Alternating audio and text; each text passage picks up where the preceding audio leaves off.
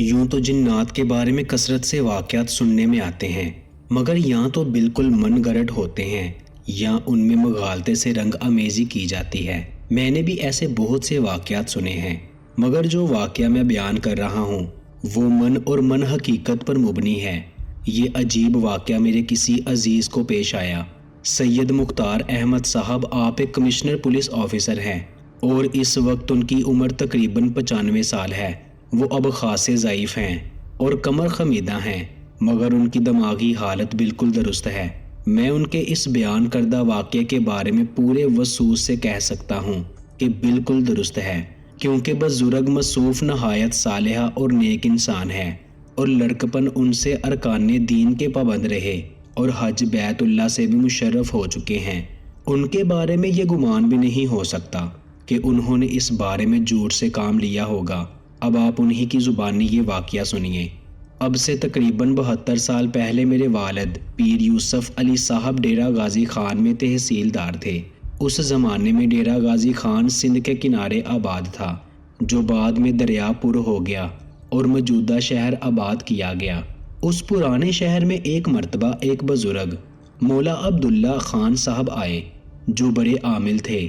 میرے سامنے انہوں نے ایک مرتبہ ایک ٹھیکرے پر ایک نقش بنایا اور ٹھیکرا اپنے ہاتھ پر رکھ دیا، اور ٹھیکرا یعنی پرانا برتن فوراً ہی ایک چیل جو کافی بلندی پر پرواز کر رہی تھی ان کے ہاتھ پر آ کر بیٹھ گئی۔ گویا کہ یہ نقش تھا، اور اس کی تفسیر کا یہ مظاہرہ تھا کہ ایک مرتبہ ایک غریب نے گری ہوئی گائے کو غور سے دیکھا تو وہ گائے گر کر تڑپنے لگی۔ غرض یہ کہ یہ بزرگ عامل کامل تھے۔ میں نے ان سے یہ ایک عمل سیکھا تھا جس کی خاصیت یہ تھی کہ اس کی تکمیل ہونے پر جنات جہاں بھی ہوں گے ظاہر ہو جائیں گے۔ یہ 40 راز پڑھنے کا عمل تھا۔ رات کے علیحدہ جگہ آیت الکرسی پڑھ کر اپنے چاروں طرف ایک احصار کھینچنا پڑتا تھا، اور 11,100 مرتبہ وہ عمل کرنا پڑتا تھا۔ یہ بھی شرط تھی کہ اس عمل کے دوران صرف ایک ہاتھ سے کمایا ہوا رزق کھایا جائے۔ میں نے اس کا اہتمام اور عمل شروع کیا۔ چند روز کچھ معلوم نہ ہوا، یوں ہی دن گزرتے رہے۔ پھر کچھ شکلیں نظر آنا شروع ہوئی، اور شکلیں بھی عجیب و غریب جو مجھے ڈرانے لگی۔ یہ ان کا ڈرانا اتنا بڑھتا گیا، حتیٰ کہ ایک آدمی رات کو ایک نیزہ اٹھایا ہے اور اس نے یہ نیزہ میری طرف بڑھایا۔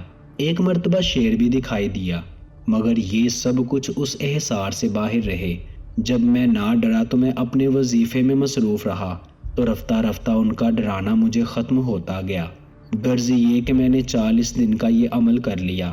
تقریباً 15 سال بعد میں ریاست ٹونک میں بطور اسسٹنٹ سپرنٹینڈنٹ پولیس تعینات رہا۔ ریاست کے نواب اس وقت ابراہیم خان صاحب مرحوم تھے، جنہوں نے بڑے طویل عرصے تک اس ریاست پر حکمرانی کی۔ شہر ٹونک میں جب مجھے مکان کی تلاش ہوئی تو معلوم ہوا کہ صاحبزادہ یونس خان صاحب اپنا ایک ملکیتی مکان، جو وسیع و عریض منزلہ یعنی 3 منزلہ مکان خالی ہے، لیکن اس مکان میں ایک مسئلہ ہے کہ اس مکان میں اسیب کا دخل ہے، اور گزشتہ کرایہ دار کو اس مکان میں سے نیچے پھینک دیا گیا تھا، اگرچہ وہ بچ گیا۔ اسے بہت سی چوٹیں آئی، زخمی ہو گیا۔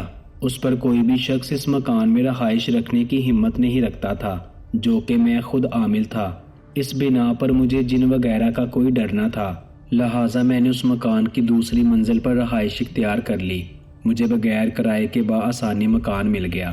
نچلی منزل پر کانسٹیبل اظہر محمود رہتا تھا اور گھوڑا بھی باندھتا تھا۔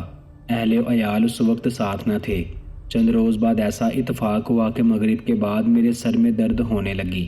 میں نے ایک پیالی میں تیل لیا اور باہر صحن میں 4 پائی کے ساتھ رکھ دیا، اور اپنے دوست اظہر محمد کو آواز دی کہ وہ آ کر میرے سر میں تیل کی مالش کر دے۔ میں خود 4 پائی پر لیٹ گیا۔ اظہر محمد نہ آیا تو میں نے محسوس کیا کہ کوئی عورت میرے سہرانے آ کر بیٹھ گئی ہے اور میرے سر میں تیل لگا رہی ہے۔ چوڑیوں کی چھنکار سے عورت کی موجودگی ظاہر ہوئی۔ بڑی دیر تک یہ عورت میرے سر پر تیل لگاتی رہی۔ پھر ایک بار میں اٹھ کر بیٹھ گیا۔ وہ عورت بھاگ کر فوراً سیڑھیاں چڑھنے لگی۔ میں نے دیکھ لیا، وہ عورت زینہ طے کر تیسری منزل پر جا پہنچی۔ میں سمجھ گیا کہ یہی عورت اس مکان کا اسیب ہے، پر کچھ روز بعد ایسا ہوا کہ میں تہمت باندھ کر نہانے کے واسطے غسل خانے میں داخل ہوا۔ میری عادت تھی کہ میں گرمیوں میں بھی قدرے گرم پانی سے نہاتا تھا۔ غسل خانے میں جو پانی رکھا گیا تھا وہ زیادہ گرم تھا۔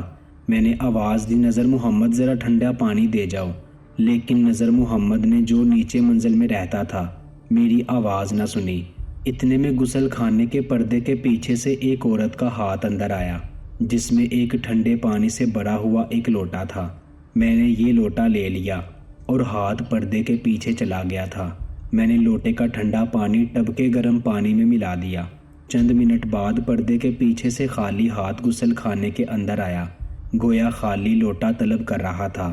میں درناستہ لوٹے کو میں نے لوٹے کو فاصلے پر ایک طاق میں رکھ دیا، اور جب ہاتھ غسل خانے کے اندر آیا تو میں نے کہا لوٹا نہیں ملنا۔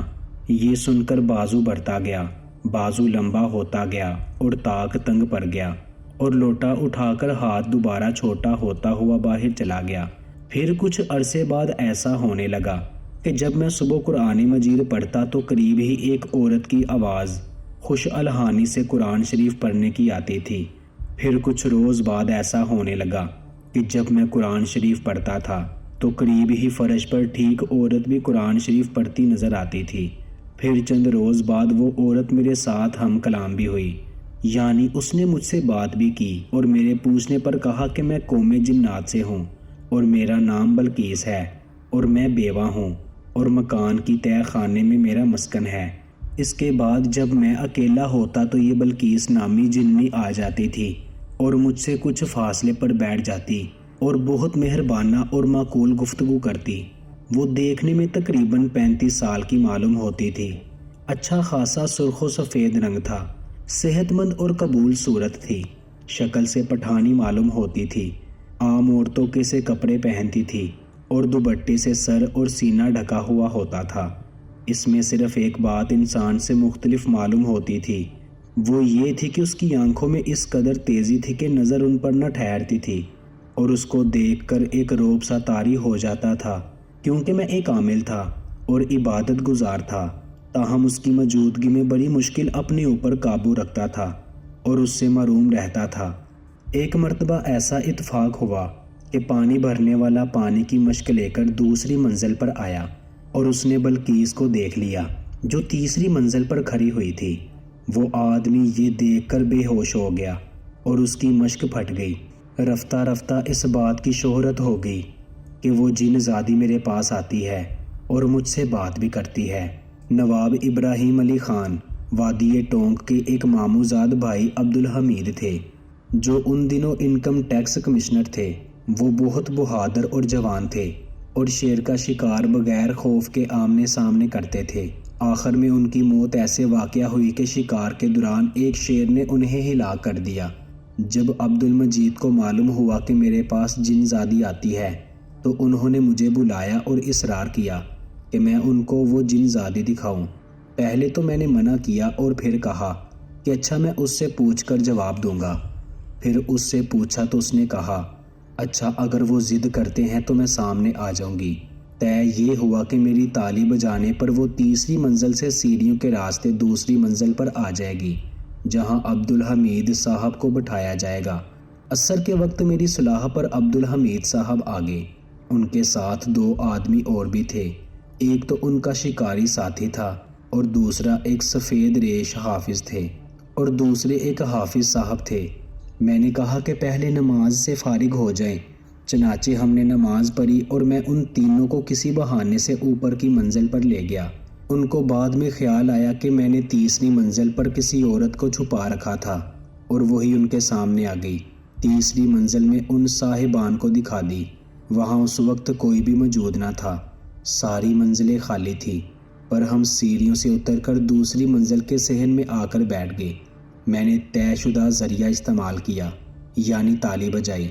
میری تالی بجاتے ہی بلقیس سیڑھیوں سے اترنے لگی۔ اسے دیکھ کر تینوں صاحبان پر مختلف اثرات نمودار ہوئے۔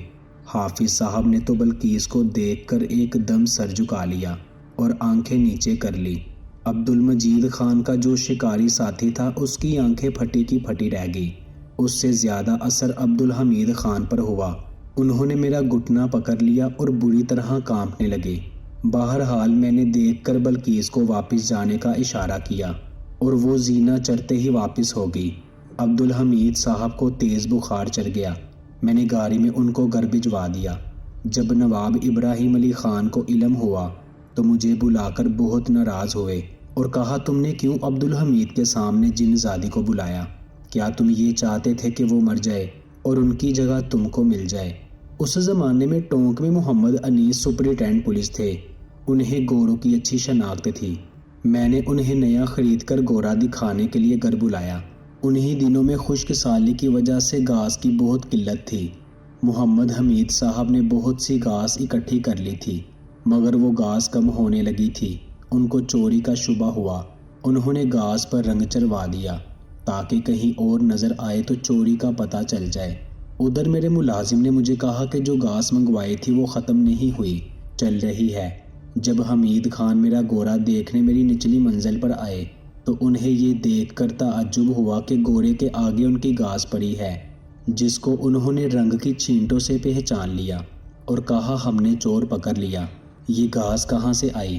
میں نے کہا یہ گھاس تو میری اپنی ہے، آپ کے یہاں سے میں اپنی گھاس کیوں منگواتا؟ بعد میں جب بلقیس جن زادی تنہائی میں میرے پاس آئی تو اس نے بتایا کہ حمید خان کے پاس مفت گھاس آئی ہوئی تھی اور گھاس کی قلت تھی، لہٰذا اس نے یہ گھاس میرے گھوڑے کے لیے منگوا دی تھی۔ کبھی کبھی ایسا بھی ہوتا تھا کہ رات کو جب میں گشت کرنے شہر میں جاتا تھا تو بلقیس کچھ فاصلے پر میرے پیچھے چلتی تھی۔ ایک دفعہ ایسا اتفاق ہوا کہ رات کے تقریباً 3 بجے تھے۔ میں شہر کا گشت کر رہا تھا اور کچھ پیچھے بلقیس تھی۔ ایک چوک میں پولیس کا سپاہی ڈیوٹی پر کھڑا تھا۔ وہ اندھیرے میں یہ سمجھا کہ میرے پیچھے اظہر محمد خان ہے۔ اس نے یہ سمجھ کر کہا کہ خان ذرا بیٹری دینا، اور آگے بڑھ کر بلقیس کا ہاتھ پکڑ لیا۔ ہاتھ پکڑتے ہی وہ بے ہوش ہو کر گر گیا اور میں واپس گھر چلا آیا۔ اگلے روز تھانے میں اس سپاہی نے جو رپورٹ کروائی وہ یہ تھی کہ رات کے 3 بجے کے قریب میں ڈیوٹی پر کھڑا تھا کہ اسسٹنٹ سپرنٹینڈنٹ علی صاحب گشت کرتے ہوئے ادھر گئے۔ ان کو میں سلام کیا اور پھر مجھے ایسا معلوم ہوا کہ ان کے پیچھے ان کا نظر محمد خان ہے۔ اس سے آگے بڑھ کر بیٹری مانگی اور اس کا ہاتھ پکڑ لیا۔ پھر مجھے کوئی خبر نہ رہی، حتیٰ کہ اگلی صبح ایک سپاہی ادھر آیا اور اس نے مجھے تھانے پہنچایا۔ ایک دن میں نے دیکھا کہ برآمدے اور اندر جگہ جگہ خون کے چھینٹے پڑے ہیں۔ خون کے چھینٹے نہ صرف فرش پر تھے بلکہ دیوار اور چھت پر بھی تھے۔ پوچھنے پر معلوم ہوا کہ ایک آندھی آئی تھی اور اس کو دیکھا تو صحن میں جو انار کا درخت اکھڑ گیا تھا اس سے درخت پر جگہ جگہ چھینٹے پڑے ہوئے تھے۔ میری بیوی کے انتقال کی خبر ملی تو بلقیس نے میرے ساتھ میری بیوی کی تعزیت کی اور قرآن شریف کی آیات پڑھی۔ جب تک میں اس مکان میں رہا وہ جن زادی بلقیس میرے پاس رہتی، اور جب میں کسی وجہ سے دوسرے مکان میں منتقل ہو گیا تو پھر اس کے بعد وہ کبھی میرے پاس نہ آئی تھی۔ دوستو، ایسی حقیقت پر مبنی قصے سننے کے لیے آپ ہمارے چینل کو سبسکرائب کر دیں۔ شکریہ۔